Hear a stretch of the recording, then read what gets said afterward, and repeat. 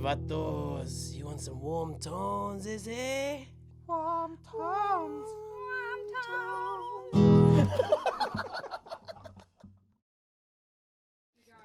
Sweet, man. Gonna get my thin side. Yeah. I've filled out a bit in the last 10 years. No. Yeah, you get used to it, mate. The first week, I was like looking at myself, what the fuck? Who's that? Yeah. What, the camera's adding 40 pounds? Yeah, after a while, I think it was like podcast where I was like, fuck it, who cares? Just whatever, you know. Hey, look, I'm hitting middle age. I'm happy to do that now. Like, now I've punched out a kid and stuff. It's, that's it, man. So, yeah, how's that going, mate? How old? He's walking. Yeah? So he's, How old? 17 months now. Yeah, nice. Okay. Yeah. Yeah, got him right at COVID. Oh. So you would have had it like home with him the whole time? Yeah, literally born in November. COVID hit in, where was it, March or February? Oh, man.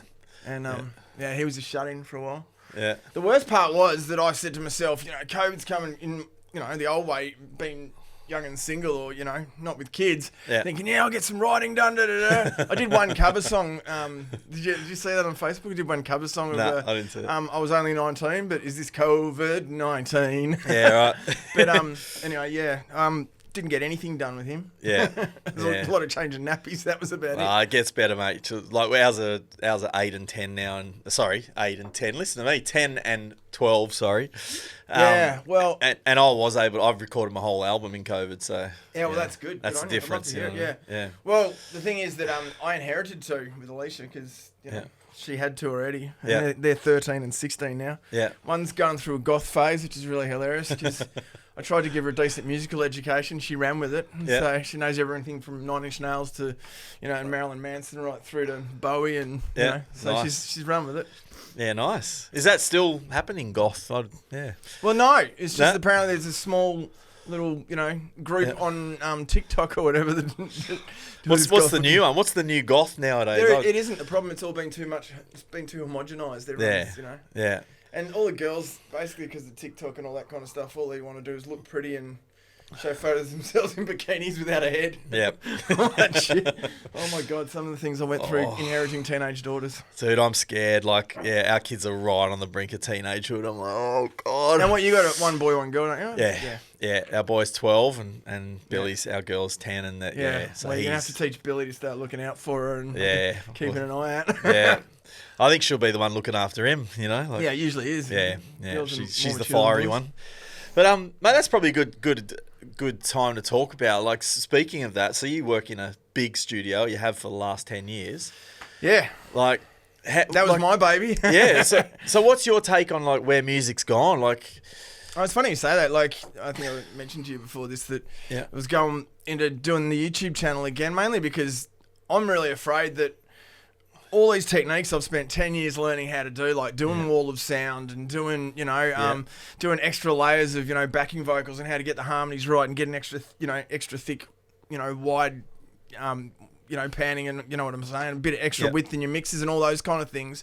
But also, one of the big ones for me is console mentality. Like, I've started doing a couple of short courses here and there, and that's the stuff people are forgetting because big studios are going. Yeah. And so their only conceptualization of being able to do music is on a laptop. Yeah. And most people, if they actually look at a common DAW to this day and age, can't even tell the similarities between that and a console. They don't realise that the mix window isn't, it's emulating a console. Yeah.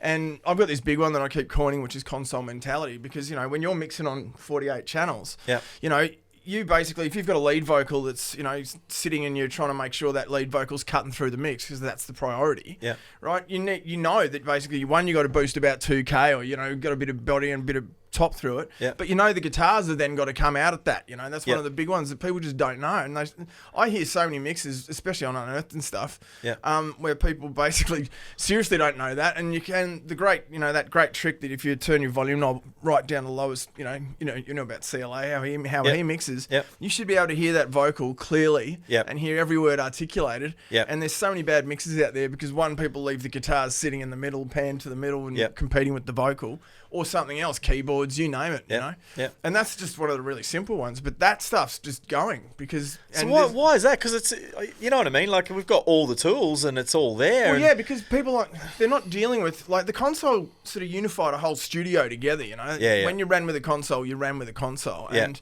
yeah, I know people are still doing it with live desks and stuff a little bit. When you're working off a laptop and you've got no... You know, you didn't do an audio engineering course. You don't know that, you know, those channel strips and the inserts are supposed to run like that. Or you don't know that the classic one that all music was the foundation. You should basically only have 3 or 4 reverbs in your session and that's it. Yeah. I think what I was saying to you before is that, you know, all these people, especially during COVID, are doing all these mixes and doing, you know, presets on Logic. And every time they do a good vocal preset, it literally does another reverb. And they'll send me sessions where there's 35 different reverbs. 12 different reverbs. And it's like, mate... The whole point, and that's another console mentality one, because on the console, you used to have 4, if you had a really good console, you had 4 effect sends, and that's it. And you generally owned 1 or 2 reverb units. I mean, at Heliport we had 2, luckily. We had the 480L, and we had the Bricasti, which I just love the Bricasti. Nice. Yeah. But, you know, that was on, the Bricasti was on channel 1, and 3 and 4 was the 480L, and that basically was the reverbs. And what it did, though, inevitably, and people noticed this, is that when you're sending everything into the same reverb, it puts it in the same space. Exactly. It unifies it. It's logical, but 100%. It's funny you're saying I'm getting sessions where there's 10 and 12 reverbs all in different spaces, and someone's gone backing vocal, which puts it into a long plate and an EMT 140 emulation, and the lead vocals, you know, going into another plate. And it's like, dude, just use one plate instead of, you know, and because that's why everything's sounding disjointed. And it's those little rookie mistakes that are happening everywhere now because no one really gets the whole flow. Yeah. You know what I mean? Yeah. What's your take on, like, you know, have you seen the Brainworks stuff? Like you know how they've got like an SSL and basically the way they do it is you can put an SSL on each channel of your DAW and then they've got this like randomized knob that's supposed to make each channel slightly the circuitry more like an analog thing. So everyone's a little bit different. Do you know what I mean? Yeah, well, I don't know about the randomizer. So Wave started doing it. Yep. And they actually started doing it back in the old days when they did the E-channel channel strip series. Yep. And basically, the idea was it was supposed to emulate, you know, what Rupert Neve used to call cross-circuit talk, you know, the circuit crosstalk. But all they were doing was adding white noise. Yeah. And so that's basically, and there was literally a noise button. And then basically, similar thing happened with UAD when they brought out the Studer thing. You could put Studer across 24 channels. And then you had the group channel thing, which you could then sort of have it all on the same tape settings, have it all on the, you know, which kind of worked too. But once again, the main thing they were adding was white noise. And it's like basically it's just like dithering, essentially. And so, and then then they had who was it? Stephen Slate came out with his was the VCC collection. And that was then trying to, and that had a bit more punch and it had a bit more dynamics and it did. I don't know about randomizing. Like I'm not fully up with Brainworks and what they've done with the randomizing stuff because I'm not a fan of Brainworks. I reckon it sounds too crunchy. But yeah, basically. From what I've read with that stuff, they're doing the crosstalk thing, but I'm not actually familiar with the randomizer stuff. So, but I don't quote me on that. I don't know if it's randomizing, but yeah, the concept how I found it was you can put one on each channel. Like let's just say you've got 24 channels. You could run them on every channel, and then it's got I can't remember what the button's called, but the idea is it's meant to emulate like each channel is a little bit different, just like it would be on an analog desk. Do you know what I mean? And the crosstalk's the big thing they talk about. Like when you run down 24 channels, there is inevitably a little circuit hum that goes between each of the channels because they're sitting next to each other. And same with tape. If you ever actually tracked a tape with 24 channels, and rest my poor Studer soul, no, it's been sold on. Basically, if you track the tape, there's always a little bit of bleed. And I remember because we used to track manually, and we never used to charge extra because it just took extra time in the studio to do it. But you track the tape and then you put the click on channel 24 to line it up, and then you'd bounce it back in off the repro head and you'd be able to line it up and basically then edit it like it was digital and then edit all the drums and stuff like that. But you'd always hear a little sound of whatever the channel was beforehand. There's this little bit of bleed across, and that's what a lot of them do. I know what the Stephen Slate VCC, that's what he did. They'd do a little bit of bleed on each channels, and that's how it sort of sounded more analog. So what do you reckon it is, this whole like in your opinion, do you reckon analog is definitely like superior? You're talking to... So, John Hudson. Do you know who John Hudson is? No, I don't. He's a hard man to work with, but he's been around for a long time, worked with Bay City Rollers and Michael Jackson and, you know. like the old school, basically it's, he knows what he knows. But he did have a really good analogy for me one time. He said, mixing in the box, you're basically given a bucket. Yep. And every instrument you put in starts filling up the bucket. Yep. The difference between analog and digital Yep. is every time you put something in the bucket with analog, the bucket starts getting bigger. So Yep. the idea is that you've got more headroom anyway. Yeah. I mean, obviously you're going to still fill the bucket. Yep. But if you're going to mix in the box, and this is the thing that I find, because I'm really lucky. I was talking to you before. I've got the SSL Sigma now, which I do most of my mixing on, because the convenience of in the box is amazing. Yep.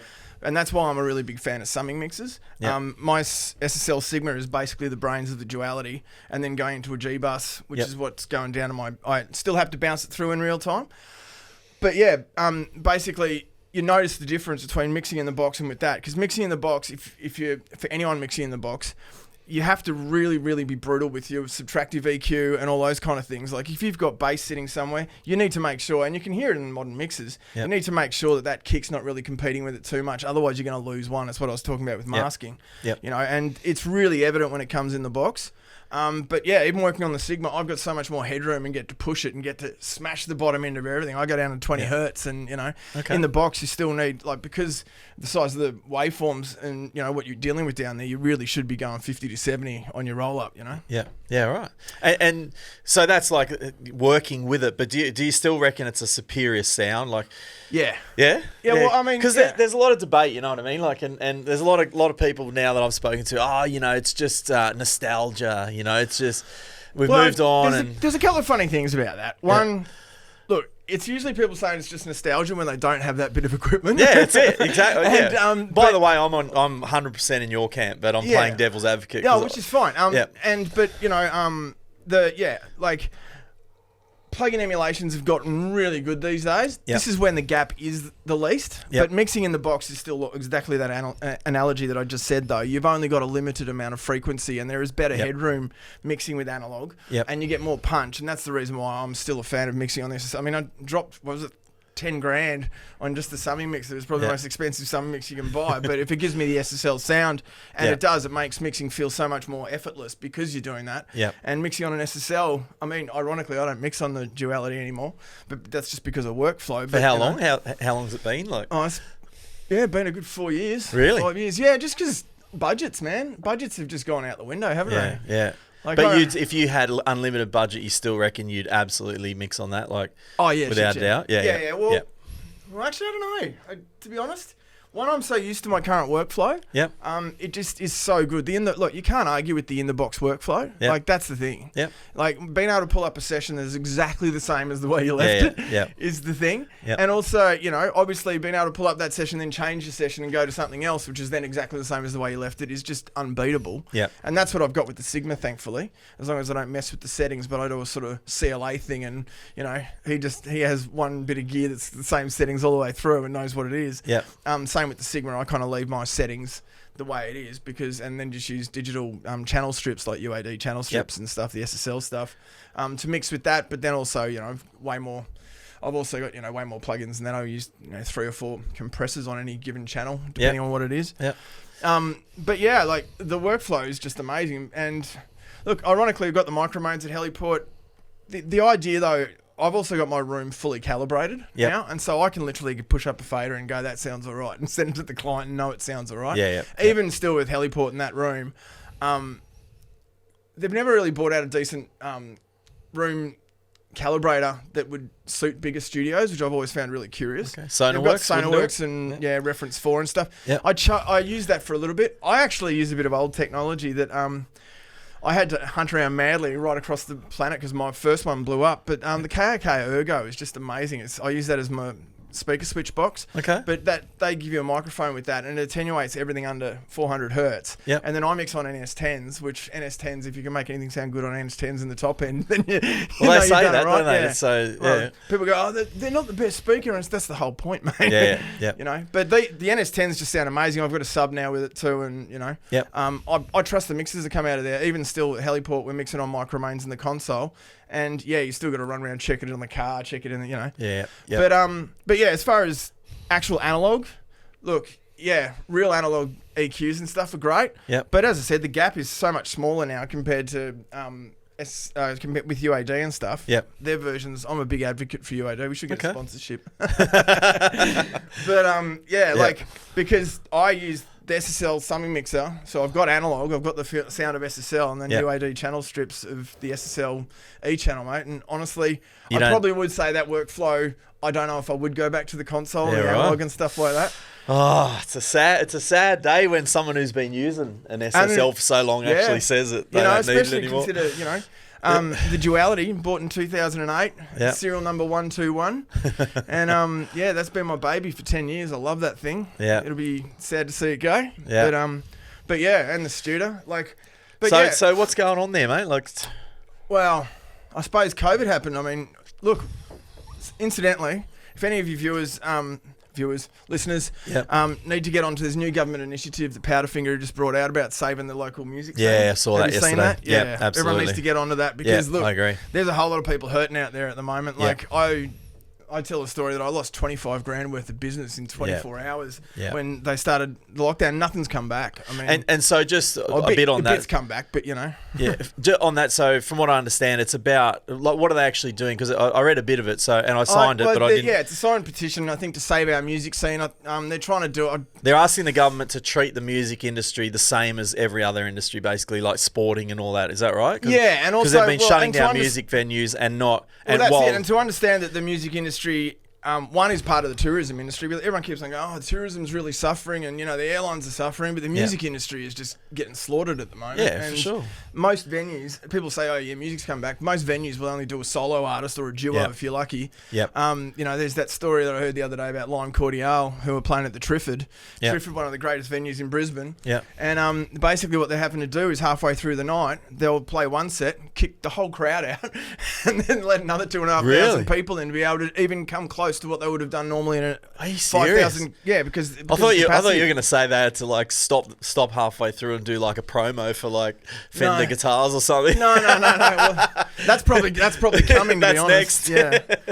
But yeah, I mean that's terrible to think that they've got to do twice the work for exactly the amount of payment plus the logistical nightmare of getting 2,500 people out and another 2,500 people in while they're waiting outside is just and that's a scary reality. And the Trifford's got massive area, you probably would still be able to do was a 1 person to 3 meters or whatever the hell it is, Yeah. And most venues aren't doing it. I mean, we're getting Soul Bar and a few others that are still putting stuff on. Yeah. What is that about Aussie culture, man? Do you know what I mean? It's sport is God in Australia. You know what I mean? It is a bit of a travesty to think about 50,000 people can pack into the G or whatever it was while they're doing that with Anzac Day. But still we can't have a decent live music event. Yeah. I mean, it's Rusty would be kicking himself from Blues Fest. Yeah, I was just about to say Blues Fest, man. And that same weekend, poor buggers, man. They're literally. I mean, they're not going to get their money back. No way.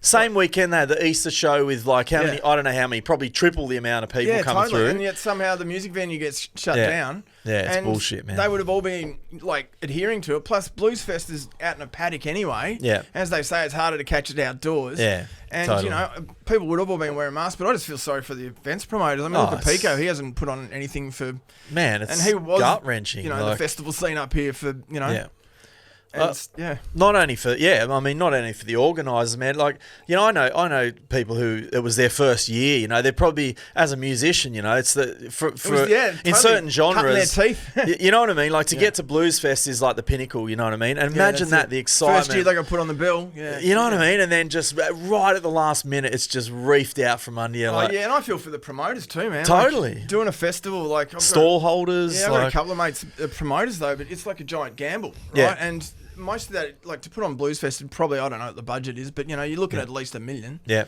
And I reckon they get none of that back. And the problem is that they've got investors, they've got people, and that they can literally, because it was 2 COVID cases or something. It was, one, I think it was. Yeah, it's just ridiculous. And, the music scene is suffering so much. APRA's also doing a petition. Don't know if you saw that, but they're trying to get extra funding too, because they want JobKeeper to continue for musicians, because, And the thing is, you're talking about studios, but we did a ring around when, obviously the idea was to, change direction at Heliport. Yep. But yeah, just about all the people doing big studios are still, they're a quarter capacity. And man, that's So do you reckon like this could be the end of the music scene? No. I mean, like, do you reckon this could be to some degree the end of the big studio? Do you know what I mean? And is this finally the last dying breaths of the big analog studios? Yeah, well, you know I mean, what I mean? Like, there'll always be stuff, but I think the problem is here that people, that sounds really melodramatic, but what really the problem is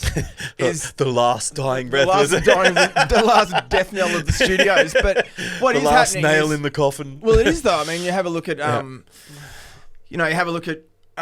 guy who is involved with the studio. He does a lot of commercial real estate as well. And who's this? Sorry, Al, who runs the studio. He does Heliport, commercial real estate, and that's also suffering big time. And if you have a look at his. He does seminars right around the world and literally hasn't been able to go anywhere. Yeah. But yeah, the last death knell of the studio, I think it's more the problem is going to be that people realise they can do stuff on their laptops, and it's already bad enough as it is. Yeah. But it's the gap between that. There'll still be big budget. There'll be a couple of big studios that still rake it in because they're pulling in the big budgets. Yeah. But the idea of even the mid-level studios, because Heliport was sort of more of a mid-level studio, it was a big studio technically, but, you know, as far as being able to, you know, working with a major label, like, you know, if we're doing... what was the other one? What's the farm down in Sydney? Anyway, Scott Horsecroft, sorry. Yeah. I'm having one of those moments. Scotty Horsecroft's EMI studio down there, the Grove. The Grove. Is that the one on Central Coast? Yeah. I actually sort of contacted them a while ago just to see. I just wanted to test the water and see what it would. No, seriously, see what it would cost to have him produce a song. Yeah. Fucking hell. Yeah, it's a lot of money. Oh my God. Mate, it came back and I was like, are you joking? I felt like an idiot. Is that a team or is that just you? I was like, oh, okay. All right. That's why. That'll never be. You know what I mean? So that's the problem. And so the problem is, and there's so many great musicians out there that aren't getting traction because they're indie artists. And one, playing live gets them that attention. Yeah. Two, it also gets them the money to be able to record. And look, we were the king of the indies, you know, like for 10 years, because basically we were more affordable than, you know, most places. Even 301 is still able to charge $1,400 to $1,600 a day or whatever they're doing. It's just crazy, you know? Man. But yeah, and you know, 800 was actually pretty cheap compared for what the studios were. Yeah, for sure, man. For the gear you had there. Yeah, and it was just still a lot a lot for artists though, but you know, at least then we also had a pretty efficient workflow the way we did it, but you know, the idea is that, you know, it's that gap in the middle between major labels and you know, doing massive tours and, you know, having, you know, the likes of Michael Chugg behind you and, you know, Michael Gudinski, God rest his soul, but you know, those guys behind you that really had clout. Yeah. And then these guys that are struggling in the middle is the problem. Yeah, and it's for sure. And it's especially the guys that were, you know, literally touring 3 years at a time and were barely making a living. I mean, I can tell you so many stories of bands that were getting on main rotation on Triple J and basically, you know, would do a full Australian tour and still come back with a hotel bill. Yeah, for sure. Yeah. And they hadn't even broken even. And that was before the pandemic. So how do you make, that's the question, how do you make money out of music nowadays? You know what I mean? That's the problem. And now there's more people sitting at home doing shitty mixes, making pretty average music. It's swamping it. And the problem is the good musicians that have spent ages learning their craft and all that kind of stuff to try and cut through. And especially, look, we went through, thank God it's nearly over now, a couple of years of that whole trap thing where people did anti-music. Oh. And, you know, like you spend years learning how to get groove on and then suddenly they're doing this doom. Yeah. You know? Oh, don't get me started, mate. Fuck, seriously. Like even some, you know, I won't say who, but there are artists out there right now, in my opinion, that can hardly fucking play an instrument. Oh, yeah. Do you know what I mean? And they're getting millions of, like, followers on Spotify. It's what has happened? Well, you know what I mean? As I said, once again, and this is what I'm worried about with the studio thing, you know, all these techniques that have been passed down. Like, I learned most of my stuff from, you know, amazing producers that came in. I remember the first one when we first got the SSL. I'm sitting there going, oh, it's a $500,000 console. I don't want to push it. And Cal Tanoma, who did the Mavises and did 28 Days and all that sort of stuff, came in and did a punk session. Yeah. And I'm doing, what are you doing, dude? It's in the red, man. You know, he's going, am I allowed to swear on... Come on, mate. Yeah, it's a fucking SSL, mate. It doesn't sound commercial good television, mate. Yeah, well, he said it's a fucking SSL. It doesn't sound good unless it's in the red, you know. And you've got to drive it like you stole it. That changed my life. Yeah, for sure. That seriously changed my life because that is the difference between analog and in the box. Yeah. You clip it in the box and it just sounds like shit. It does. You clip it in analog and you're actually starting to push the envelope of better harmonics. Yeah. Yeah. But yeah, so that's the big problem with the music industry at the moment, and it's been reflected. Like what you're talking about, the same thing. Like there is so much stuff on Triple J at the moment about I'm telling you, 90% of the stuff, and I'm not just being the typical old bastard going, oh, music shit these days, but it is really obvious that these people are, one, making music on a laptop. Yep. They're grabbing a loop, and then they're going, oh, I'll do one triad chord, hold that down for a little bit, kick snare hats, and then, or just some money fucking, and that's it. And that's why music has gone that way, and especially with, so much of the music, especially when trap came through, like I'm openly not a big fan of trap. Yep. And dubstep. You'd never tell. Well, some of my students and stuff are really great at trap, but it's like, I'm an ex-dancer, mate. I'm an ex-raver, so I want to be able to literally, I want to be able to dance all night on it, not go like it's the funniest thing. What about reggaeton? Yeah, reggaeton. Yeah, I mean, that's got its roots in reggae and stuff, and it's it's because that's massive, man. Yeah, it's getting big. I mean, when ReFX is starting to make a sample pack out of it, then it's starting to kick off. But yeah, I blew me out one time at the Pineapple Festival. The old days dancers, they hit the chorus, right, and the crowd would go up and everybody dancing, and it was Peking Duck playing. Don't get me wrong, I like Peking Duck, but it blew me out one day. They hit the chorus, and everything went down to halftime, and everyone just bobbed their heads. Going, that's anti-dancing. I could so picture you like 20 years ago, at a rave, raver, just dinging off my head. Yeah, I can so picture it. You're that dude that like dances for like 15 hours straight. Yeah, I was that dude. You go around the festival, you come back, he's still in the same spot. Yeah, always at the back of the dance floor. That's the one. And I literally did. Yeah, dance so much you could see every muscle fibre in my arms because I just spent so much time worshipping the sky. Oh, the 90s, eh? 90s. Well, hey, I got taught to make music by Ollie Olsen, so I mean that's one of my claims to fame. But Ollie did Max Q with Michael Hutchence. And okay, he's they call him the Godfather of Australian techno. He's a nutter, mate, and I love his passion. He was great. Yep. That was when Cubase was called VST. Yeah, right.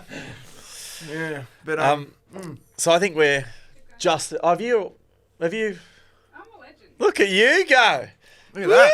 Woo! So we just keep going. Yeah, big props to Danny. What a producer! Look at you. No, it's good. We're probably not going to... We haven't had enough time taking a breath, let alone break. No, it's good. I thought we were up to... Because we got the recording limit, so I was like about to wrap it up, but she's already... Oh, yeah. The Sony Handycam recording limit.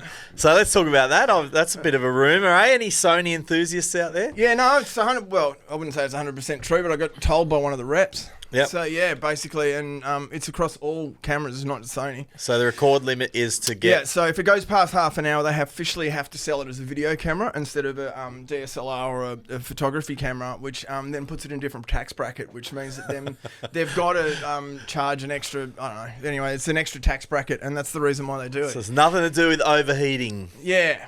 They claim that, but, some of the mirrorless ones and stuff. But, most of the time you should be able to do a hack and get around that. I'm big for hacks. Yeah, for sure. I think there is actually one, yeah. Yeah, there'd have to be. Yeah. But, Yeah, so tell us, mate. I want to dig, like, obviously whatever you're comfortable with, but I'd love to know what's happening with Heliport, because I think this is primarily, this podcast goes out to the sunny coast musos. You know what I mean? And so I'm sure that a lot of musos are wondering sort of what's happening. And well, look, it's not as dire as it sounded by my Facebook post supposedly, but well, yeah. So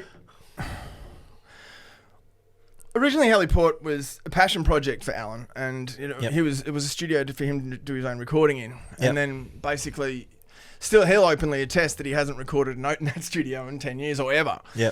Mainly because it got upgraded to an SSL studio, and there were, like, Angus, who helped him set it up and stuff. Though I turned up the day that the SSL duality, it was a 24 channel back then, but I turned up the day that was being plugged in. And, essentially, that makes a studio so complex that you need an engineer to run it, right? And so, Alan being able to go in there and record himself, or the project studio was out the window by that stage. Yep. But, yeah, he'd put a fair bit of money in it, and I was always sensitive to that. I did understand that when I turned up, I said, look, I won't cost you money, I'll make you money. That was what I said to him. And because I saw the opportunity there. I was up from Melbourne, and... basically came to dry out from the 90s. Yeah. But yeah, I got up here and went, man, this is amazing. You know, this could be so good. Yeah. You know, and said to him, look, let's turn this into something better. That was when Heliport was born. They were going to call it Sunshine Coast Recording Studios before that or something, which I thought was a pretty terrible name. Yep. And yeah, it's funny actually. One of the studio names we mentioned was Warm Tone Studios. Was it really? Yeah. Really? Yeah. Well, I did all these mock-ups. There was Blue Tone and True Tone and Warm Tone and all that kind of stuff. But then actually, you should put this on the podcast. Al will be impressed with this. It's an amazing story how we came up with Heliport. Yeah. Because this is the kind of guy that Alan, when he was in his prime with this studio and really happy about it, he was really enthusiastic. He was over in Romania, putting a bid on Dracula's castle. Right, and I was Skyping him, and he was literally in the belfry of Dracula's castle. Actually, he might get arrested for this. No, Dracula's castle. And as we're talking about calling it Heliport, I heard this crack. I said, "What's that?" And still to this day, he's got a bit of the belfry. Really? But anyway, he went over. I'll probably get in trouble for that. But he went over to Romania, and basically, allegedly, we'll just say allegedly. Allegedly, that's right. Yeah, no, he did. He went allegedly. Yeah. Over in Romania because he heard that the Romanian government wanted to sell Dracula's castle for about, I think it was 10 million or something. Yeah. Anyway, he went over and lowballed them and basically said, I'll offer you 4. But either way, he was in the running and they considered it. Anyway, they ended up selling it, so some tourism or whatever. But yeah, so that's how Heliport was born anyway. We're literally talking, Skyping on, and that's when we've got a helicopter pad and I'm Googling these, I'm, checking the domain names. Yep. And we couldn't get helipad, so we typed in Heliport and that's how it happened. Yeah, nice. But yeah, and we had a lot of really good years. But the thing is, it's a full-time job. It's really hard keeping a studio going. Any small business owner, in fact, any musician knows that, everyone goes, oh, it's amazing you can, do music full-time. But to do music full-time, you are literally trying to pedal under the water. You're like a duck, It looks as though it's cruising on top, but you're basically flogging your guts out. And look, it just got really hard for me because I still to this day, I've got a bloody blood pressure problem from, trying to keep a studio afloat. And that was after 2010 or 2008, a global financial crisis. Obviously, it was after MP3s and iPhones and everything else sort of ruined the music industry. I mean, as I said, I remember back in the 90s, because I only briefly started engineering, learnt with Ollie and then sort of went different ways and then came back to music. But, I had mates that were, playing in pretty shitty techno bands and we're getting 25 grand up front for a demo. Jesus. And nowadays, like, basically you walk into a label and unless you've got the album fully recorded, all the artwork's done, and it's like bank loan. They won't give you a loan unless you don't need the loan. There's no money, man. Yeah, and I have a lot of, and it's really hard too, because I have a lot of clients that I actually really like a lot of their music, and I'm really passionate about my clients. They're the ones that keep your whole career afloat. And there's so many times you hear them with big dreams going, we're going to put it out, man. I hope this gets traction radio play. And you're sitting there like, you don't have the heart to tell them. Like, if you're looking at the stats, though, there's so much good music out there. It's just not even getting a look at because there's just quantity everywhere. Yeah, totally. And, kids on SoundCloud doing it for free. And, now the likes of Fiverr and Airtasker and stuff like that is basically happening to the music industry. Oh, yeah, I'll do you a mix for $5, mate. And it's like... Yeah. How can anyone sustain that, Yeah. And so, trying to do that in a studio. There was a couple of other studios that I won't mention them that popped up that were able to lowball us. And so, obviously, what we needed to do was, have a reputation for good quality. And also, the thing about Heliport is you could live track a band, which was really rare. And Al did a really great job with that. And still to this day, he created 4 different spaces that all have line of sight, but are mutually exclusive to each other. So you can track drums next to guitar and all the rest of it. But so that was our point of difference. By the way, that's all you said in that post. So all you said was he made me edit it. but all you said. My understanding of it was that closing down this. It's just we may not have the capacity to live track anymore. You know what I mean? You didn't say the studio's ending or anything like that. Yeah, well, I mean, we had a conversation, and I know he was after COVID. Like, Al's going stir crazy. I hope he doesn't mind me saying this, but like his business was seminars, and he loved doing 35,000 people with Tony Robbins and Arnold Schwarzenegger and walking out on stage and doing his bit. They'd just come off. I think it was in 2015 or something. They'd done the largest recorded seminar in Russia ever recorded because obviously Al's mates with Putin and that kind of stuff. And then basically since COVID's happened, he's literally not been overseas. And he's, anyway, so then he's sitting there going, well, we've got to cut the fat. And look, for someone who's that successful in business, I understand that. But, you know, I thought the studio was pretty low impact, but I do understand that he wants to go in a different direction. Yep. Multimedia does make sense because everyone's doing podcasts and everyone's doing this kind of stuff. So what he's done is he's changing the rec hut upstairs to basically a semi-TV set. Yep. And he's gone and done a similar thing to you. He's got a couple of Blackmagic cameras and he's setting up these because they're now doing, he's been seeing online, you know, because his whole business has changed too. Seminars are now gone online as well, you know. And if you look at Tony Robbins, he's doing, you know, Instagram seminars out of his backyard kind of stuff. It's changed the world. It has, you know, man. And it has. And I do see what he's saying. Like, you know, COVID was almost the death knell to the studio as far as I went from doing 25 to 30 bands a year. Yep. And that's good EPs and stuff. I'm not even including the extra one day here and there. I'm, you know, good projects I did 5 last year. And that's a scary thing to, you know, and if it wasn't for JobKeeper, you know, it would have been worse anyway. But and so it's happening to all studios across Australia. Yep. Which is a bit of a pity because, it could be the death knell to the big studios. I think it's definitely going to be a death knell to the mid-levels. Yeah. That's going to be the problem, the ones that don't have labels behind them. It's a shame, eh? Yeah, it is. It's terrible because as in... especially when it's reflected in music, and the thing that's ruining careers for a lot of people is there's a lot of crap music out there, and there's sort of, you know. Yeah. I guess the beauty as well, like, you know, you got to look at the light in that, you know, I honestly believe there's an audience now that we do have Spotify, even though Spotify, let's be honest, are just, you know, rorting musicians to, you know, like there's no two ways about it. Like you've got a multi-billionaire sucking that much money out 260 million, you know, daily users and whatever else, and even Apple is 60 million. It's not even close to Spotify, but and he's paying musos like 0.00008 cents per play, or whatever it is. So you can't make a living out of Spotify unless you're Beyonce. But the beauty of it is you can find an audience on there for whatever, and opportunities.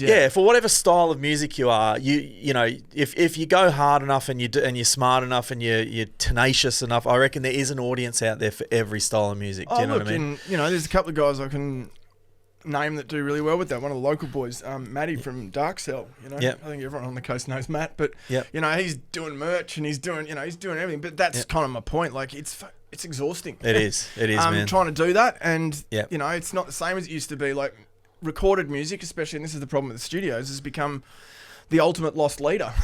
You know, and it's a lost leader to get out there and get publicity. And look, you might get a sync deal, but you might not. And what do you do in the meantime? And you know, the problem is that that's getting reflected a lot. But you know, but the funny thing about Spotify too, and I'm hesitant to push this, but at the same time, they have done one thing that I'm really curious about. They've just realised that they've got a massive market of listeners. And so they've done 2 things. One I'm curious about. It's called Sound Better.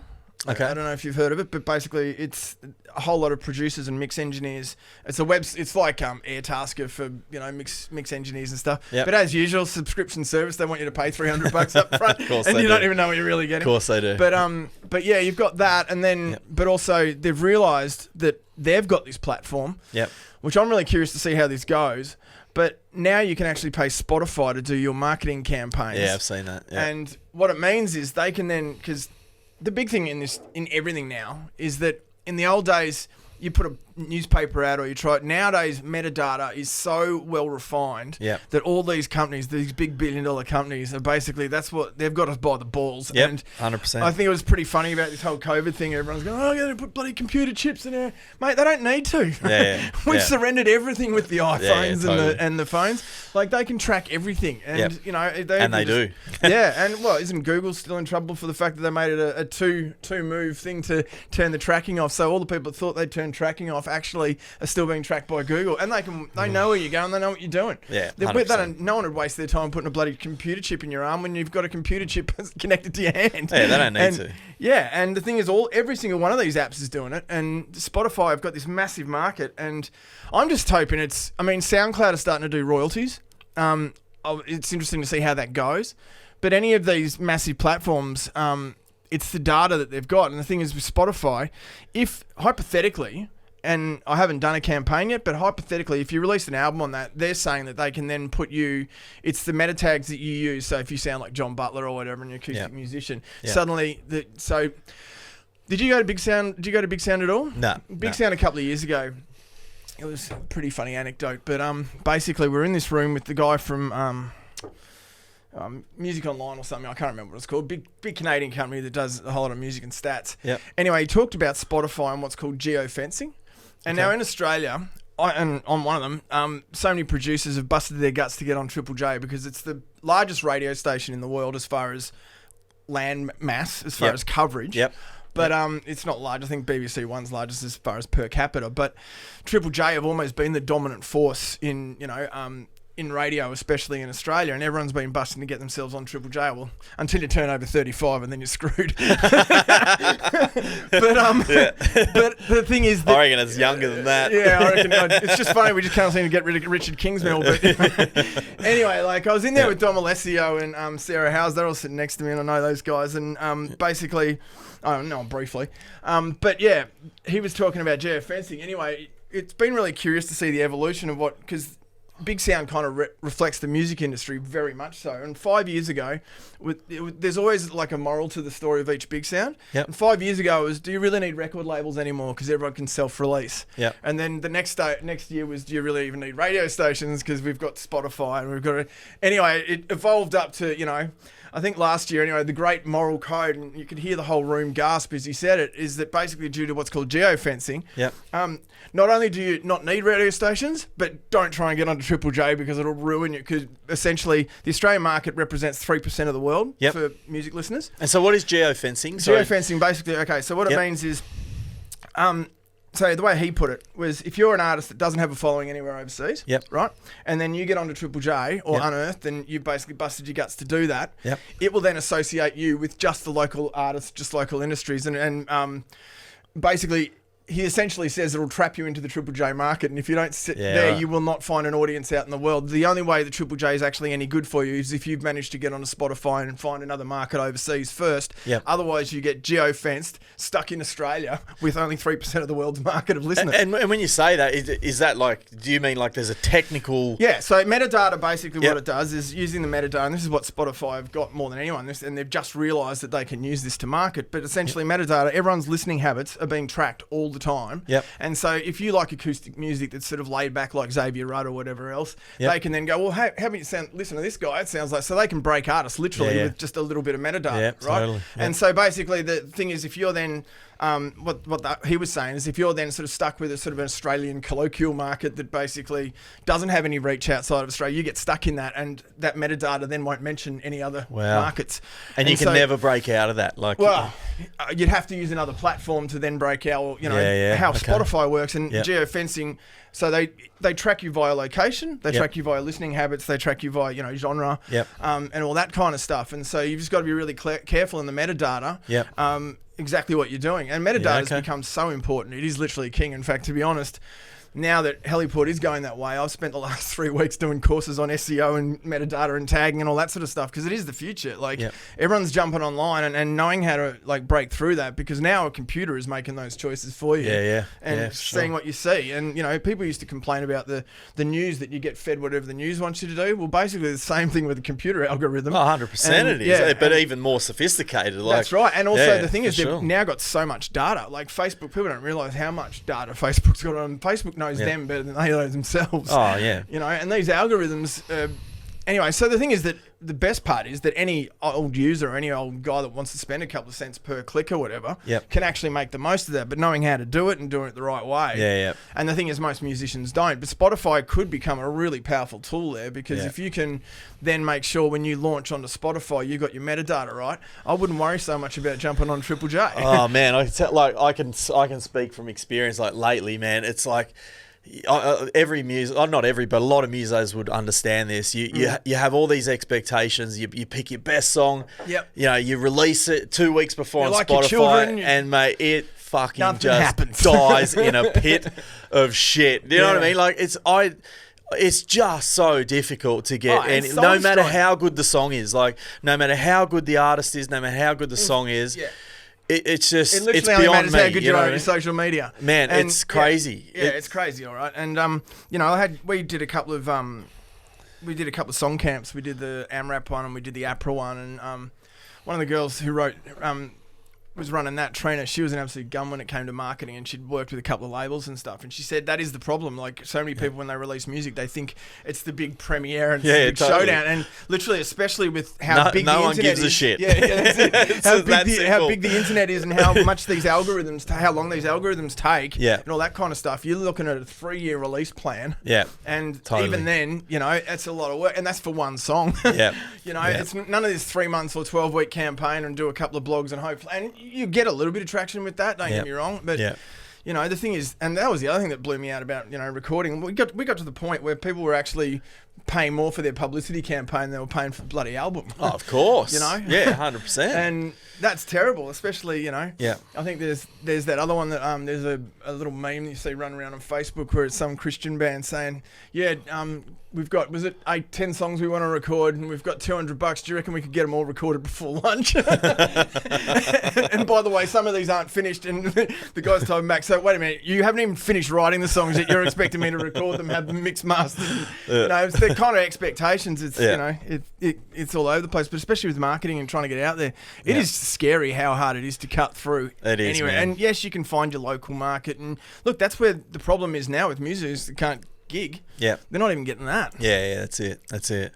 Well, I mean, look, in saying that though, like, we're pretty lucky here on the sunny coast. Like, we are. We've got a good scene here. There's still gigs going on, and you know, like, depending what you do. Look, we're lucky in Australia, to be honest. Yeah, like, you have a look what's happening in the UK and the US and stuff. Like, I wouldn't want to be there for shit, mate. It's, for sure. We're really lucky at the moment. I mean, everyone's complaining about the rollout and stuff with vaccines, but you know, like, we can still operate. You know, it's for sure, man. And we're it's scary how long this is going to be around for. Who knows, mate? It's I honestly don't know what to think about it. I really am not informed enough to even have an opinion. You know what I mean? Like, I know what my gut tells me, but I don't know. You know? Yeah, well, they reckon they probably won't be doing international tours for at least 2 years at the end of 2022 or whatever, and like trying to do large stadiums, like, you know, Al reckons, that's it. They're never really going to do that again. Even the seminar guys can only do 300 or 400 people at a time just for a live crowd. He reckons never again. Yeah, well, not really massive crowds, not the, you know, so I don't know. That could be the truth. It couldn't, you know. I mean, depends on what goes on with this, but yeah, it's hard to know. No one really knows, do they? That's the thing. And the thing is, I've spent the last 10 years running this studio, loved it to bits, but, you know, even I'm sitting there going, do I need to get into web design again? You know, it's scary because, you know, music is its purest form, and the arts sector always seems to literally cop a hiding. And I've been in the arts since, you know, early 90s, you know, and it's like... You remind me so much of me. I'm the same. I've been through the web design phase. We ran a web design business, done the videography. We're doing photography now, videography. You can't, like, as a musician or as an artist, you have to have, like, your finger in, like, 10 different pies through the arts to even just make a basic living. Do you know what I mean? That's scary, especially when one tips off like that, you know, and it's really sad that music is... And look... It was funny, they started talking about it around the time with Chris Cornell when he necked himself, because I still can't understand why at 50 he necked himself, but at the same time, I do if he was still gigging, which he was. Yeah. But, you know, there's a higher incidence of mental health disorders amongst musicians. Yeah. And that's because it's just a really shit lifestyle as far as finances go. Yeah. Don't get me wrong, it's so fulfilling playing to a crowd and having, you know, having that person that just can't stop dancing gets up in front of you and all that, but the rest of it's soul destroying. And you know, because I've just learnt, man, over the years, like, guys at our age, you know, like, you got to do it for the love, you know, because you're past the stage where you're like, oh, I'm in my 20s, I'm going to be the next, you know what I mean? You think you're going to be famous, you know what I mean? It's like every kid goes through that, but once you realise and you put your feet on the ground, you still can have an amazing life if you just if you just don't have stupid expectations. Well, that's right. You know what I mean? But I mean, you could be. Don't get me wrong. There is the one percenters that do really well, and the Ariana Grandes and the, you know, Lady Gagas and stuff. But just, you know. But the thing is, that's I suppose it's with any of those things where there's the astronomically rich and the. But you know, as far as I said, that's what I'm worried about. I'm worried about the gap. Yeah. I'm really worried about the gap between that happening, because, you know, we're losing great musicians. I mean, as I said, I could name 20 musicians right now that I think are phenomenal musicians that basically have to have a real job that shouldn't be. Totally. All my session players should be basically being able to be session players. Yeah. You know. Yeah. And that's a bit of a pity, you know. So how could that be fixed? You know what I mean? If you look at different times in history, you know, there've been little scenes, like you've had Motown and you've had totally. You know what I mean? Like New York, and the UK, same thing. So how well, capital cities help. Don't get me wrong. Being from Melbourne, that was one thing that got me about the Sunshine Coast. It's a great lifestyle, but, you know, as far as opportunities, you're pretty restricted. You know, and don't get me wrong, the live scene here is great. I think there's probably more talented musicians per capita. Yeah, for sure. On the Sunshine Coast, and they've got a great scene. But, you know, most of them are still having to, you know, find other ways of income. Play covers, basically. Playing covers is. Yeah. I know a lot of people that bitch about that, but to be honest, if you still get to play covers, then you're doing all right. Yeah, too, man. Like that's what I do for a living. That's my main living. And and that's what I tell myself every time I've got to do a band that's probably, you know, less than amazingly standard. I still get to do this. Yeah. Or I did. Still get to do this full time. Yeah. You know, but I don't know how you fix it. The problem happened as soon as the iPod came out, didn't it? Because MP3s and then, you know, basically. But there's still got to be, you know, like there has to be a way, you know what I mean? Okay, so what's it called though? I'm trying to remember it. A mate of mine mentioned it the other day. You guys are familiar with Bitcoin and that kind of stuff. Yep.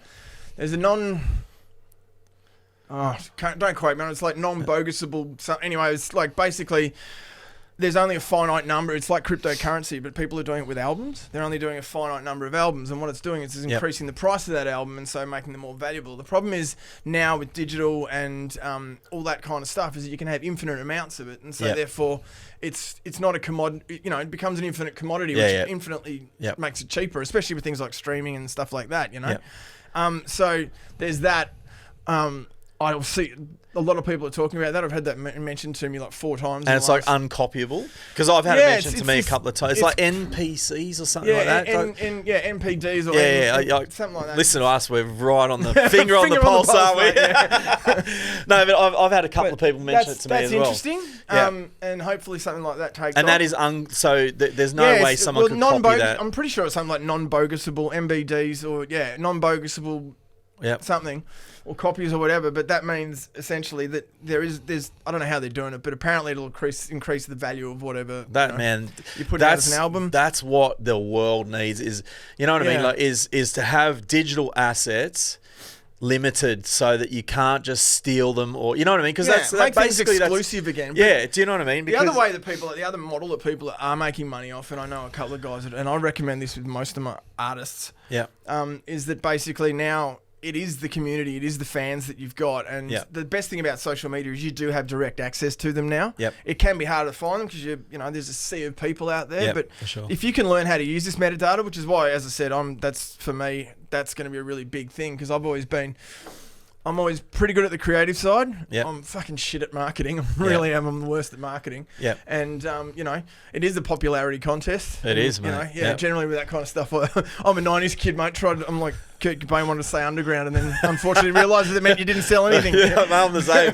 Even in the 90s, I wasn't that popular. Yeah, that's it. I was universally hated, but no. Yeah. And so, but the thing is, they're pulling these little communities together and then doing exclusive albums, doing signed vinyl, and that's why vinyl coming back's really good. I think that's where this non-bogus-able idea is coming from. That you know, vinyl, you're only getting a limited run, and you know, you've got merch that's been signed by the band. And as I said, I mentioned Matt before. He's always had a pretty good model for that. I quite like how he engages his. He's literally got a base right around the world, and like we did an acoustic gig at the studio with him, and it was. We had people flying up from Melbourne and Sydney and all over the shop. Wow, just that's they're awesome. Super fans. Yeah, that's awesome. You know, and the people, if you can do that, it's just really hard to do that. It is. But, you know, it's a bit of a challenge to do that. But, yeah, that's probably where people are making money. But it's, you know, the problem is that the model's changed and no one's really figured out how to fix that model. Yeah. That's the problem. That's pretty exciting, man. The concept of that, I'm really excited by that. If I like how you've just jumped on the only positive thing we've talked about. But seriously, like if you actually think about the ramifications of that, like if you've got a digital asset that literally cannot be. I don't know the technology behind it, but if we can go back to somehow where you can do that as a band, you can say we're only going to record 100,000 of these, and they can never be. No one can ever copy them or whatever. I don't know if it's even possible digitally or technically. It is. You basically use watermarks and you use a few other things. That starts to bring back vital money into the arts, because the arts have been raped by that. Do you know what I mean? If you think about what other industry has been through something where the product of the industry has been given away for free for like over a decade? Yeah. Well, how can an industry be sustainable? Well, I would argue there's another industry, and you're using it at the moment. It's the photography industry. Everyone got a camera on their phone. Yeah, true.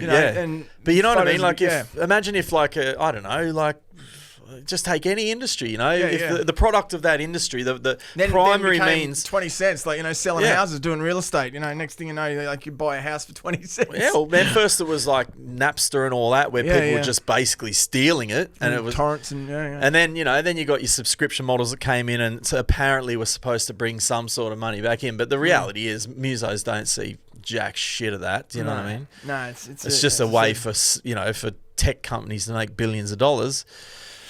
Yeah, and that's when 360 deals and all that sort of happened with the industry, because it used to be that people would make their money off the touring and all the rest of it, which they still do to a certain extent, but the label takes that now.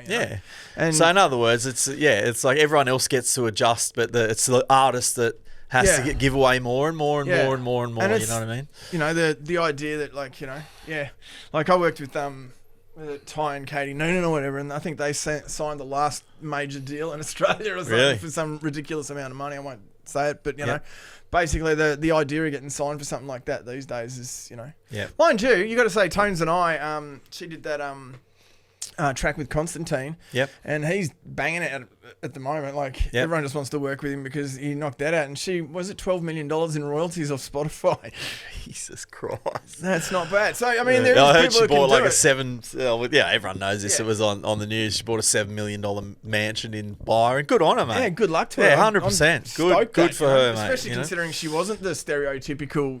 She was busking on the streets of Byron, man. Like, that's amazing. And she was busted ass broke for a long time. She did her time, mate. I was pretty impressed by that, living out of a van and stuff like that. The more people that happens to, the better, mate. Yeah, totally. Well, I mean, I think that's where the problem is. It is going to be the loyalty thing, and that was actually starting to happen because the music scene, not just because of COVID, had been going through a whole lot of stuff. I think the problem is that COVID has gone and set that back an extra little while.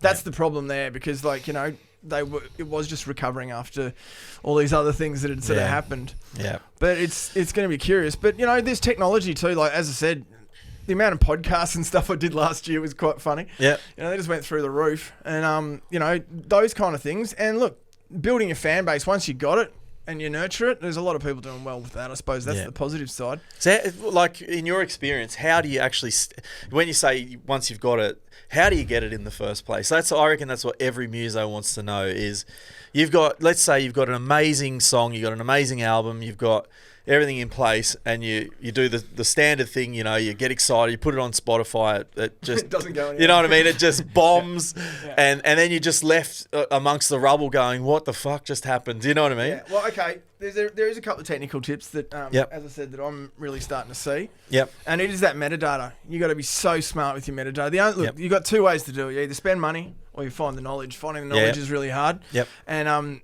always been one for the latter. Yep. Because I've always had no money. That's how I became a producer. Wanted to be a rock star. Spent 10 years learning the craft. Oh, wait a minute, I'm too old to be a rock star now. But yeah, basically metadata. One of the things I think it's really ironic. Like, it's counterintuitive for every musician.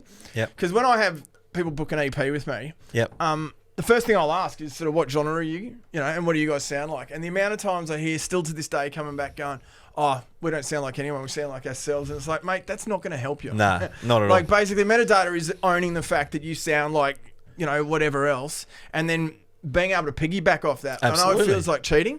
No, but, metadata is going to be the savior to everything. Even on playlists. If you can get on a playlist on Spotify, that's 100%. Owning what you are. And the problem is, it's counterintuitive for any of the artistic side of people, because so many people have to go, I'm me, man, and my own person, which you are, and everyone's going to have their own style and be their own style. But knowing that, that is probably the big takeaway that I've got over the last 10 years, is knowing how to do that, because that's what all the managers and all the marketers know how to do. They go, sounds like... How do you put that in practice? Once let's just say, for instance, I sound like the Red Hot Chili Peppers. How do you then go and put that into practice? Okay, so this is the thing that people miss, and I think from memory, because I only just released an album which bombed. One EP that bombed like last year. Welcome to the club, mate. Shits and gigs, yeah. Because I'm probably like only guys out there, you know, like I've spent all this time recording, you know, this EP or writing some songs that I quite like. I mean, I've got like 300 songs that, you know, are half finished because I just get bored of, because if you do everything, you know, if you write, edit, mix, master the thing, by the time you've heard it 10,000 times, doesn't matter how good it is, you're going to sit there and go, no one's going to want to hear this, and you just put it on the shelf. But I put some out just as a, you know, just to say I'd done that, because, you know, you got to try and release tracks. Anyway, so when putting your stuff, and there's a lot of people who don't do this, putting your stuff on YouTube, classic example, in the tags box, right, where the tags happen, you fill that. Like, you literally, that's what needs to happen. So, and most people are getting savvy like this on Instagram. So, you know, anyone who posts regular on Instagram, I know my partner, she's a gun at her stories and stuff, but, and I'm getting better at this. She did a whole page of tags, hashtags, and it's got to be done in the right format, which is where the meta tags come in. But, you know, then you copy and paste it in there. And what it does, though, is that it attracts attention to that. I think Spotify's got that from memory too. To be honest, I think every search engine or every platform that is using metadata does have a function for that, and so many people forget to do that. But it is all in the description. It's all in the metadata, and that's the stuff that people need to own. The funny thing is, it's just such a technical, nerdy thing for musicians to get their head around, because it's a geek codey thing. And you know, because you just said you've done multimedia and web design and stuff like that. That's where it happens. Like, and being really smart. Like, as I said, I'm studying SEO at the moment because I just look. If I am going to have to go back to doing websites and logos, which I don't mind doing, I've started up a new business that does that, doing multimedia. But basically, being able to do that SEO and being able to get a heads up with it, because I don't want it. Like, there's a couple of guys out there that are really great at marketing, but you're paying them $1,000 a month or whatever. And if you can do it yourself, like, the hard thing is, you got to spend money to make money, or if you can go this route. But there's some little tricks that everyone does that I've just been finding out, like things like tagging your photos, making sure all your photos are tagged. And I'm just doing this thing called structured information or structured content. Anyway, that's a big one. No, like, people learning how to do the SEO side of stuff. Most people, when you mention SEO, they just glaze over. But they don't realize that is now running everything in the world. And for a musician, it's super important because being able to say, you know, it sounds like this, and being able to have 20 million genres and all that kind of stuff will get you opportunities there, especially, and this is the big one, because no one else is doing it, or only the people who are really savvy are doing it. And this is where the arts can win, is, you know, because once you do have that collective of those people that are like super fans, I've seen it with a couple of artists, they have those fans that are basically paying their bills, and that is like a subscription model. Like a Patreon or something like that. No, as I said, Matty, I hope you don't mind the shout out, but I keep on going back to Matt, but he's literally got 20, 30,000 people on Facebook. Every time he releases a t-shirt, he gets orders from all over the shop. He was running his own pedals and stuff like that. Now, as I said, it's a lot of work to do, but that's the only way you do it full time. But I guess any business is a lot of work, so you may as well be doing it in what you love, man. And you know what I mean? The old adage of 9 to 5, like, as a musician, most people think that you don't do that, but the ones who are successful do that. Yeah, I would say more like 7 till 7. 7 till like, it's not 9 to 5. It's like, even when you go to bed, you're thinking about it, and you know. But that's the passion, isn't it? You know, I'd rather be doing that.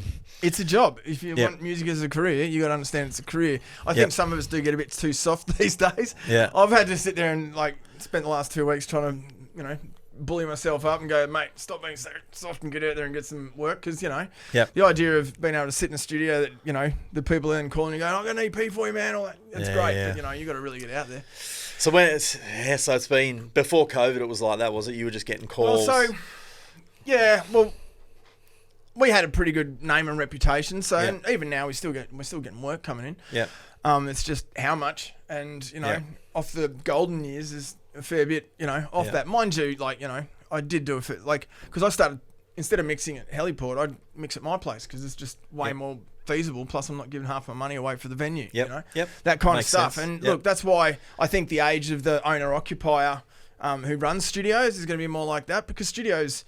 Although I would say that Heliport wasn't that hard, expensive to run. It just, you know, I think Al was worried about, you know, the gear going down, which I do understand. But yeah, basically, if you reduce your overheads, then you can do a lot better. Yeah. I think a lot of guys are doing that now, aren't they? Like that's what I do. I do most of my stuff at home, and then when you need drums or you need, you go to the bigger studios. Well, that's it. We were basically 70% of our business was tracking drums. Yeah. And we were known for our drum sound, which is awesome, and we were getting all these guys that were producing stuff at home. And you look at the whole hardcore scene, they were literally doing all their guitar tones on Kempers and programming drums and then coming in and redoing the drums at the end, Yeah. And that was a big market, that kind of stuff. Yeah.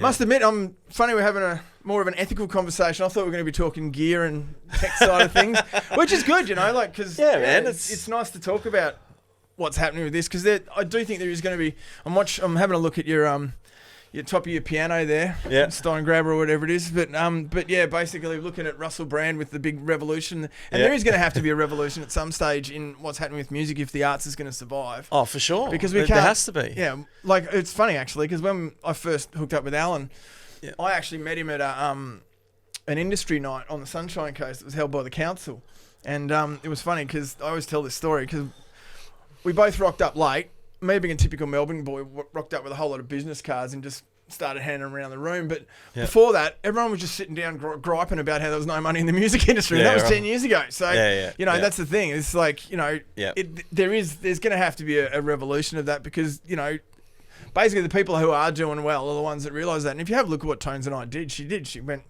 I'm young, I'm in my 20s, I live out of my van and bust my ass off, and basically it is about that exposure because then someone... That's exactly what I did in my 20s. No one saw me. Playing the wrong venues.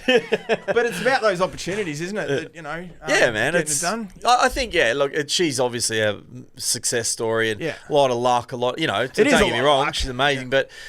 Yeah, there's only one in fucking million that happens to, so there has to be something as far as the rest of us go, and it does, and some would say that the playing field has been leveled a bit more. I actually, as I said, the big one for me is I'm worried there's more of a gap now, and I think there's that, like with rich and poor too, you got the Jeff Bezos or whatever off the world, multi-billionaires, and there's still people, chronically starving in America. Absolutely, man, and that gap's getting wider and wider, and that something's got to give eventually, it's and if you look at, if we really want to get into this, like you look at the financial crisis.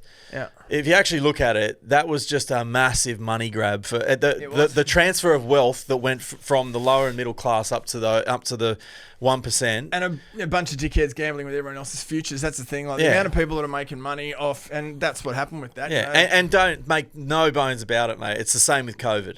Yeah. If in another 5 years' time, you'll look back and you'll see that a transfer of wealth has happened over this period. Look, I was just saying to Alicia today, I think it's funny that the big problem for me is that we've got 8 billion people on this planet that are only worried about themselves. Yep.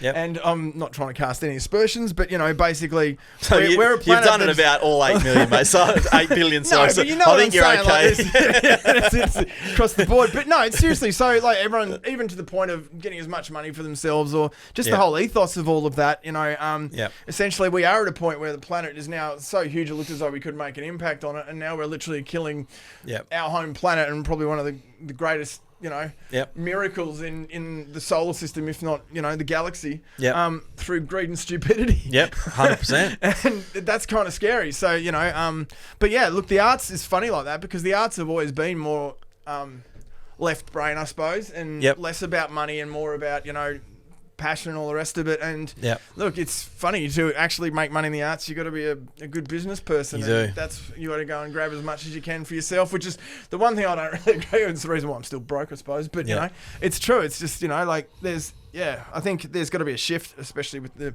music industry and how artists think. I think there has to be a shift in the psyche of human beings. Yeah. I just didn't want to go that deep. No, but it's true, man. Because that's the reality. Is like every single human being on this earth is struggle. Well, when I say every, there's like they talk about the 1% or whoever. There are some people on this earth who don't need to ever worry about money again. But the vast majority of people on this earth, their daily worry and their daily focus is on how am I going to get through the next week, the next month, and it's when that's your primary concern, there's just no time for appreciating the greater things, or even being generous to when you're struggling yourself and to keep your family afloat. You're not about to go out and be generous and help someone else. I would say, I think it's really curious, the whole Bill Gates thing, because he's the one person that's literally gone, how much is enough, and started giving back, and now he's apparently being blamed for orchestrating COVID and 5G. But you really want to go there? Yeah, no. But all I know is that I saw an interview with an Indian lady who's she's basically like speaks on behalf of all the farmers in India. Yeah. And she swears that Bill Gates is the most evil bastard that's ever and what he's doing with Monsanto.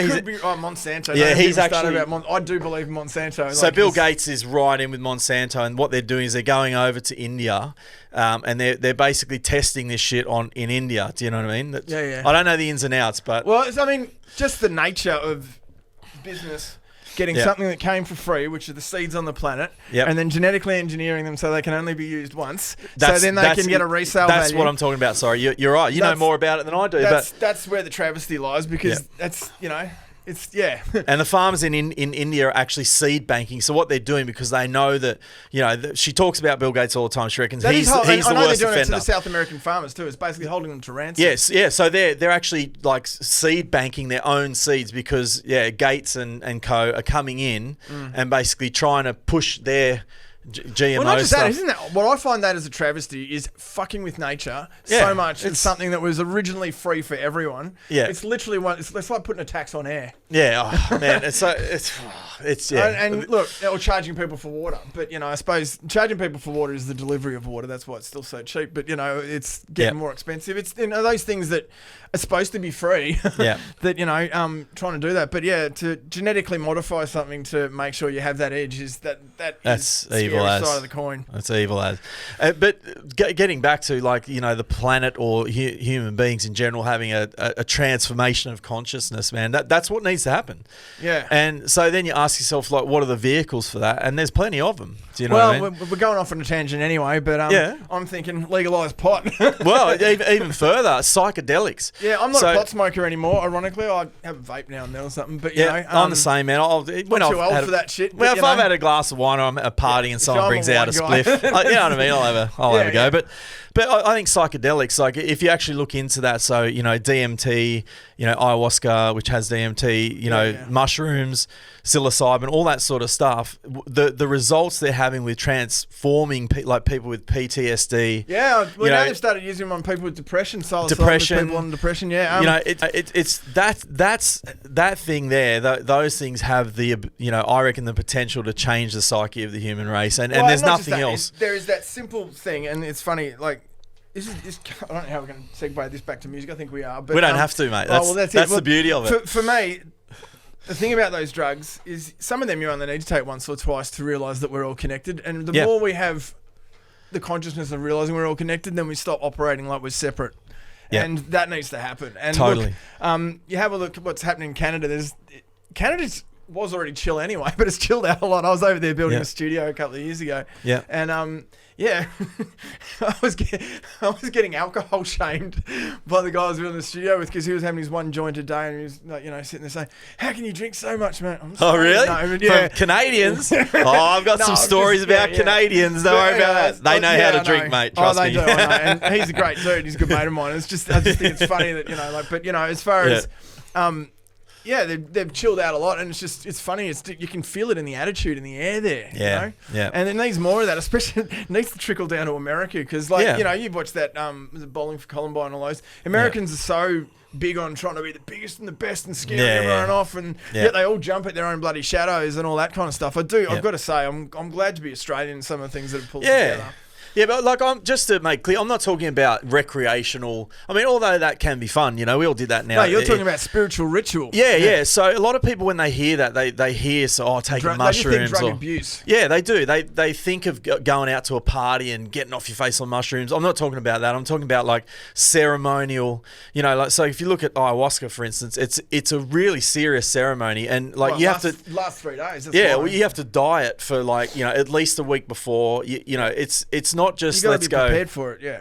I think rites of passage, I think it's really sad that all these great cultures Yeah. have ruined the rites of passage, or have had the rites of passage ruined for them because everyone just says drug use, drug abuse. They think that. And there's so much of that really needs to happen. Like all the old ancient Navajo manhood ceremonies and stuff like that. Send a boy out in the desert for 3 days tripping off his on nut. peyote. I used to have 3 peyote cactuses under my bed at one stage, but going. Now you've only got 2. No, they went pretty quickly, but the idea is that those kind of things and feeling connected to the planet is what we need right now. Totally, and, man.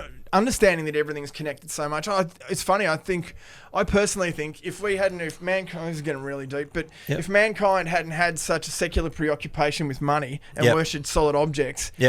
We wouldn't have lost all the magic in the world. No, 100%. And, the idea, I don't know if you've ever seen that, I carry it around with me. In fact, I've got it here. That picture by Alex Gray called Theologue.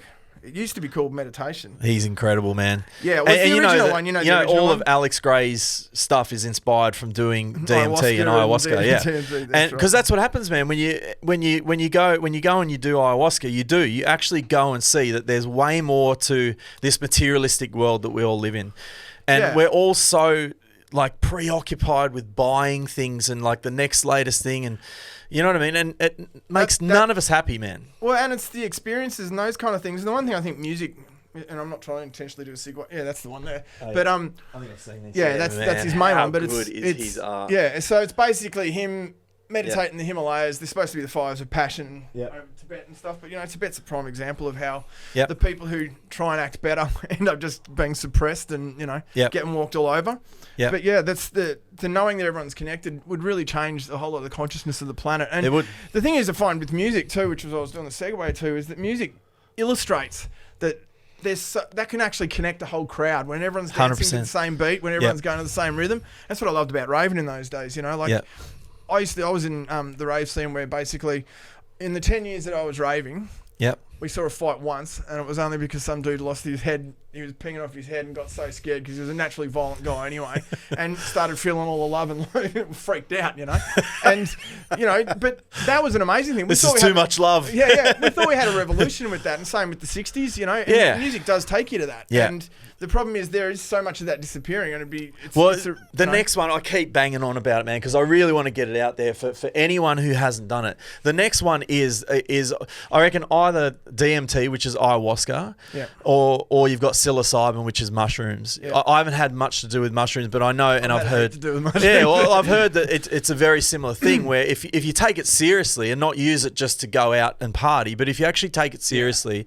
have it ritually and actually think about what do I want to get out of this. It can be a life-changing, life-transforming one of my experience. Mushy experiences was life-changing so much that I basically almost lost form and turned into an alien. And so those when you look at all those magic shows, those big, they're like fractals, but basically big, the magician's circles. I had those rising out of the ground, and it changed my life because it does it's like you witness the miracle and the structure of nature, and it's chaos versus order. But you witness understand magic, there is order basically in the chaos, but you also understand there's free form in the chaos. And the problem is we can do anything with this, and we are the custodians of it. We're not just trying to make our way through it. We need to actually start taking care of it and understand exactly how much we're connected to it. Well, you know what? It's funny we talk about taking care of the planet. That was one of my biggest things when I did ayahuasca. I think it was ceremony 3 or something, and I remember because.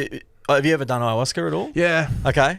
So you know how you keep I've done DMT. Well, they call it mother ayahuasca. It's a feminine sort of. Everyone. I've heard about it. A big proper 3. I don't know if I've actually done it. I should go and make sure I've done it because I've done just about everything else. And she talks to you basically, and you Mother can. Earth talks to you. Yeah, and one of the things I was really worried about, I was saying, we're killing the planet, and we're us humans, and she just laughed at me and said, "Do you think for 1 second that you?" It can even make a dent. You can even make a dent. And no, but see, this is the thing is, and I'm not saying this to build on it. This is my experience in ayahuasca. Well, Mother Nature said to me, "No denying the planet will recover." and it's a blip in the whole notion of the planet. But when you see photos of like all the rubbish in Vietnam, 100%, it's horrific. But she was laughing and saying, like, basically, you humans are so vain that you think that you could worry me in any way. She just said, just relax and just as long as you just love the people around you, and you know, that's it. I can see the point there. I can definitely see the point. I'm not saying don't go and do anything to fix the environment or whatever, but I think, you know, I just think us humans are just so self-absorbed, and so you know, when you have an experience like that and you actually get to see that, you know, the Earth having faith in the construct, I definitely agree with. I just think it's a bit of a tipping point at the moment. I'm having trouble having faith in the construct. Because I think we're ruining the construct. But you know, but it could also be that whole thing. The darkest hour is before the dawn. You know. Well, let's hope it is. Yeah. So you know, maybe as a human race, we need to come to this point and actually fall over the ledge for something to actually change. That's the problem. Is that is a remedial attitude though, as opposed to a preventative attitude. And it shows if we've got to get that dark to do that. You know, that's people would Hey, if you want to talk about it, I say it to the girls all the time, but you know, it was a different attitude before 2000, because a lot of people, there was a Y2K bug and we seriously thought the Armageddon and the apocalypse might happen. And you know, all that kind of still, it may be just taking a long time to roll out. You know, but like nowadays it seems past it's happened to that, and it's. And then the Mayan calendar, remember that one? Yeah, the Mayan calendar. 2012 was the next everyone was like 2012. And the pyramids concurred. But you know, at the end of the day, man, it's well, you know, what can you do as human is just be a good human, you know, and just just don't. I think recognise the connection to everything is a really big one, because life is frequencies, and that's one of the reasons why I stuck with music. Is because, you know, I've got a couple of people that come to me lately talking about the healing dance floors and the different chakra resonances and stuff like that. You know, all that kind of stuff. I think that's what the arts do. It helps us operate on a higher consciousness. For sure. And, you know, being so concerned with money and solid objects, you know, if you follow, you know, resonance, you're going towards the light of the higher frequency, and the lower you go, the more you become a solid object. If you really want to explore the nation of, you know, true good and evil and all those sort of things too. Sure. But, you know, that's why I think, it's a problem when money starts ruling over everything. I don't know whether that's going to still keep going, but the problem is that so many musicians, money is the thing that sort of seems to make this world go round at the moment. It's going to be a pity if it keeps going like that. It is. It almost feels like somehow humans need to get back to a smaller community, like everyone talks about globalism and, you know, we're all becoming connected, but I can't see anything good that's come from that. The more connected we become, the more disconnected we really become from our consciousness. And the funny thing is that you're right, that globalism makes you feel less special. It does. It makes you feel less of an impact. And less connected with the immediate community around you, because you've got the ability to go further out and to live online, basically. What's right in front of you and what used to be your community. Well, it's funny, our teenage daughter, she'll sit there with her boyfriend and they'll text to each other and they're sitting next to each other. And you go, well, but kids aren't brought up in a community anymore. They're brought up in a household, and you know, they've got their school community, but I know what you mean. You know what I mean? Like, it takes a village to raise a child. Yeah, that's right. Anyway, we could sit and ponder this for hours. I quite like it though, but I think that's art is the one thing that is still the great bastion that's left that shows that we are capable of higher consciousness. It's the way I gravitated towards it. I think. Agreed. And the problem is we are at this kind of point where like people have to become musician capitalists to be able to actually survive because of the fact that the way society is working is not probably nurturing the arts. It's not probably nurturing a lot of stuff.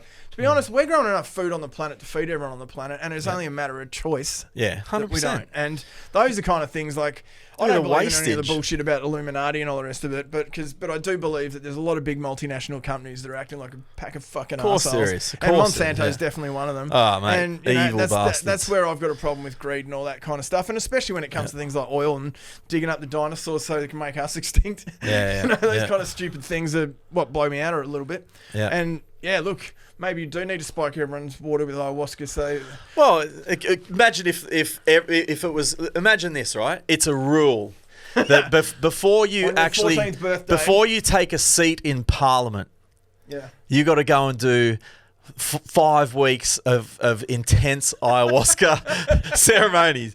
Like, could you imagine if something like that, and those, like, let's be honest, politicians are just fucking. Squabbling little dickheads. It's funny when you you look at them and you go, yeah, like, my kids are even a bit more. Yeah, well, you know what I mean. So imagine if that was, and as if that's ever going to happen, but something. Do you know what I mean? Like, something's so that gotta happen. Before you actually go and represent your community as a politician, you need to be awake. Yeah. Not woke. Yeah, not woke. Awake. Woke. It was funny though. You're talking about Mother Earth and being able to recover. It was funny to see, like, when everyone was locked away, the dolphins came back to, Venice and, Oh, really? Do you not know this? No, I didn't know. They could see the Himalayas for the first time in 100 years because of the smog in India subsiding. And, wow. And it literally, it happened after about 2.5 weeks. And it's a real pity because for me, I think COVID, that would be the lesson that, and I would love to see that reflected in the music too. But, like, basically that is the lesson we should be taking away from this. Yeah. We could just change a few things and it would let up that kind of pressure. Yeah. But yeah, it was bizarre, like they had wildlife coming back to cities because the streets were empty and they went free to everyone. But yeah, dolphins and the canals in Venice and those kind of things was just phenomenal. Wow. And all this, because we just churn out constant rubbish. That's what we're doing as humans. And not only that, we overfish the oceans as well. Yeah, all that. And letting 100%. the earth recover. It's funny how that was a little hint about how quickly it could recover if we could just take our foot off the pedal. Yeah. And or if Bill Gates could only halve the population down to 4 billion. I agree with that though. Yeah, I think population. I'm not. Do you agree with killing half the? No, I don't. But I do think Infinity War had some relevant points. Oh, look, there's no doubt overpopulation's the biggest problem, but who do you like? Do you trust Bill to take care of that? Yeah, well, who do you? Yeah, I don't. The problem is, what do you do without killing everyone? Yeah. Well, this is the point. Man's got to start being responsible. Yeah. Right. Yeah. And the problem is, there has been this ethos that, like, I can't harm the planet. I'm just going to get as much as I can for myself. Yeah. And that's where we need to change that. Yeah. Have we waffled on for like 3 hours? We have. I wasn't expecting this to go this way.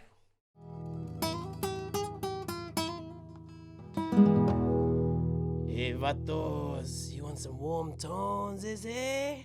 Warm tones.